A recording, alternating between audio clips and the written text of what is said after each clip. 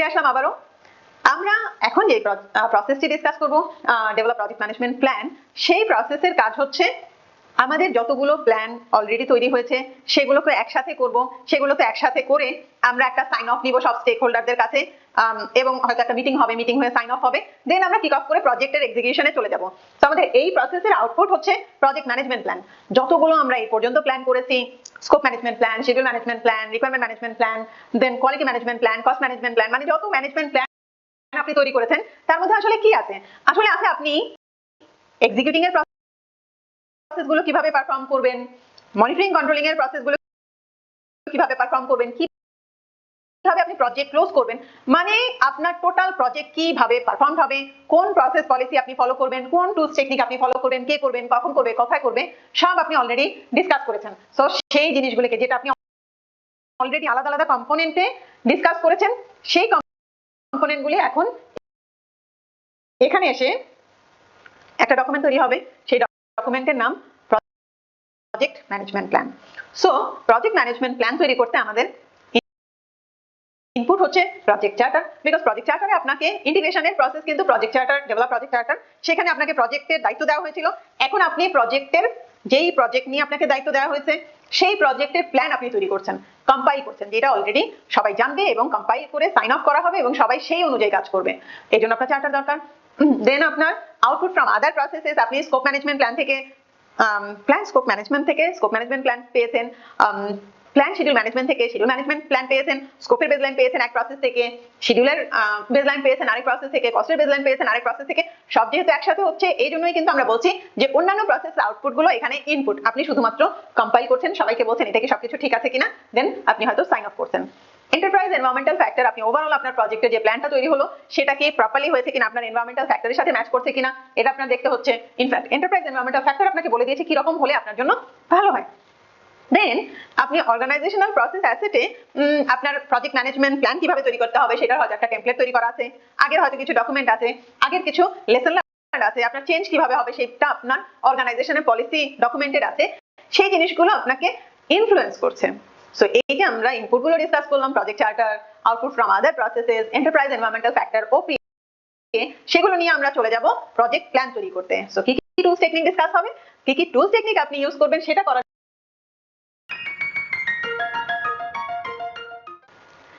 You are doing great. আমরা almost শেষের দিকে চলে এসেছি। এই প্রসেসের পরেই কিন্তু আমাদের প্ল্যানিং পার্ট শেষ। বাট মনে রাখবেন পিএমবুক আপনি ভিডিও দেখেন, বই পড়েন, যেভাবেই হোক একবারে কিন্তু আমাদের হবে না।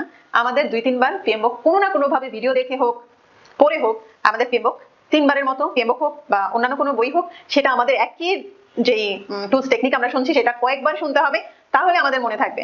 যাই হোক, আমরা চলে এসেছি টুলস টেকনিক ডিসকাস করতে। সো আমাদের এখানে ফার্স্ট টুলস হচ্ছে এক্সপার্ট জাজমেন্ট। সো আমরা অলরেডি কিন্তু এক্সপার্ট জাজমেন্ট ইউজ করে বিভিন্ন রকম ডকুমেন্ট তৈরি করেছি, scope management plan, quality management plan. এই যে আমরা ডকুমেন্টগুলি তৈরি করেছি সেটা আমরা আসলে কিভাবে তৈরি করেছি, আমাদের এক্সপার্ট জাজমেন্ট দিয়ে, রাইট? কি করলে ভালো হবে সেই ডিসিশনটা আমরা কিভাবে নিতে পারি, যেহেতু আমরা জানি আগে হয়তো আমরা এই ধরনের কাজ করেছি, সেটা হতে পারে আমরা যে প্রসেসগুলো ডিফাইন করেছি যে কিসের পরে কি হবে, হয়তো প্রকিউরমেন্টের প্রসেস কি হবে, আপনার রিসোর্স অ্যাকোয়ার করার প্রসেস কি হবে, চেঞ্জ করার প্রসেস কি হবে, সেগুলো করতে আপনার এক্সপার্ট জাজমেন্ট দরকার হয়েছে। কোন লেভেলের স্কিল আমাদের দরকার, আপনি যে রিসোর্স অ্যাসাইন করছেন সেগুলোর জন্য আপনার কিন্তু এক্সপার্ট জাজমেন্ট দরকার হয়েছে। সো চেঞ্জ কিরকম হবে, কনফিগারেশন কিরকম হবে, আপনার কোন প্রসেস কিভাবে কাজ করবে, এই সবগুলো জিনিস আমরা এক্সপার্ট জাজমেন্ট দিয়ে ডিসাইড করেছি।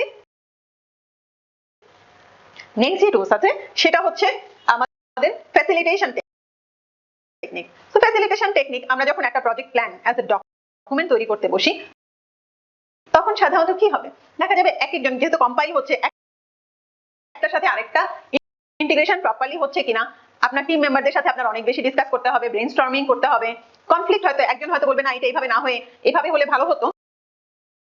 সো আপনার কনফ্লিক্ট রেজুলেশন করতে হবে, প্রবলেম সলভিং করতে হবে। সো এগুলো আছে আমাদের ফ্যাসিলিটেশন টেকনিকে। সো আমরা টুলস টেকনিক ডিসকাস করলাম, expert judgement, facilitation technique. So আমরা চলে যাব আউটপুটে, নেক্সট ভিডিওতে দেখা হবে।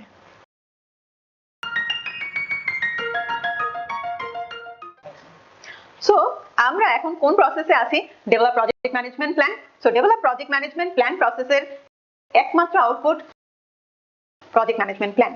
আমরা সাধারণত মনে করি প্রজেক্ট ম্যানেজমেন্ট প্ল্যানটা হচ্ছে শুধুমাত্র একটা শিডিউল, কিন্তু আমরা বাই দিস টাইম অলরেডি আমাদের যে ধারণা হয়তো আগে ছিল সবার একই ধারণা থাকো না, বাট বেশিরভাগ ক্ষেত্রে আমাদের ধারণা হয় প্রজেক্ট প্ল্যান মানেই হচ্ছে শিডিউল। তো সেই ধারণা অলরেডি আমরা কিন্তু ওভারকাম করে এসেছি।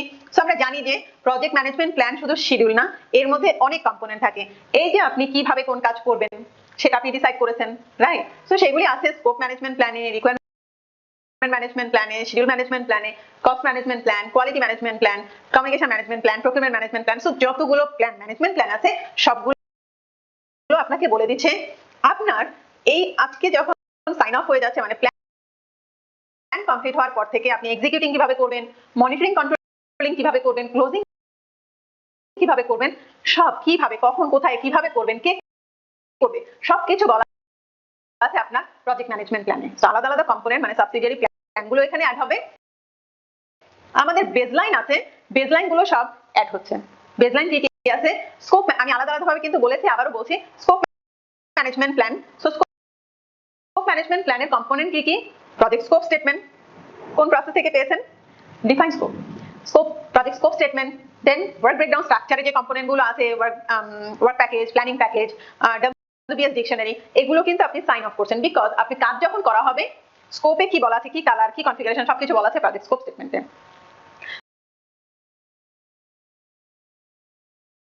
WBS দেখলে আপনি ইজিলি বুঝতে পারবেন যে কি কি কম্পোনেন্ট আমার কমপ্লিট করতে হবে, কয়টা হয়েছে কয়টা হয়নি। WBS ডিকশনারিও আপনাকে হেল্প করবে আলাদা আলাদা কম্পোনেন্টের ডিটেইল দিয়ে। দেন আপনার শিডিউল বেসলাইন, যেই বেসলাইনটা আপনি সবাই সাইন অফ করেছেন, যেটা অলরেডি এগ্রিড, এই বেসলাইনের উপর বেস করেই আমরা সাধারণত পারফরমেন্স দেখবো।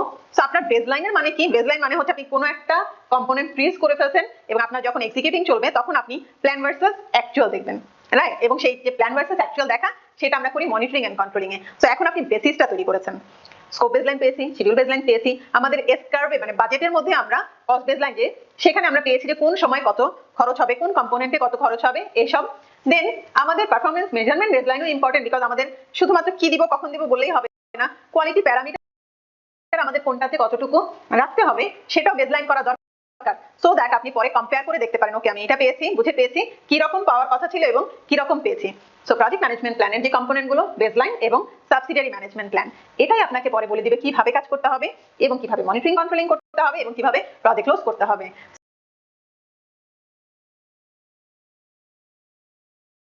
তো আমরা এরপরে চলে যাব কিন্তু এক্সিকিউটিং এর প্রসেসগুলোতে, সাথেই থাকুন।